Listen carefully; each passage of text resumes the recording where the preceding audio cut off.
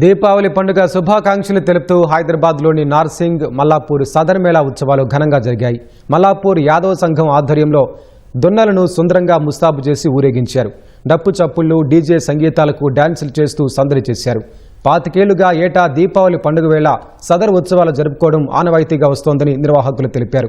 నార్సింగ్లో జరిగిన సదర్ వేడుకలకు రాజేంద్రనగర్ ఎమ్మెల్యే ప్రకాష్ గౌడ్ ముఖ్య అతిథిగా హాజరయ్యారు. తెలంగాణ ముఖ్యమంత్రి రేవంత్ రెడ్డి సోదరుడు కొండలరెడ్డి ఉత్సవాల్లో నృత్యాలు చేశారు. హర్యానా, పంజాబ్, గుజరాత్ నుంచి తెచ్చిన దున్నపోతులు ప్రత్యేక ఆకర్షణగా నిలిచాయి.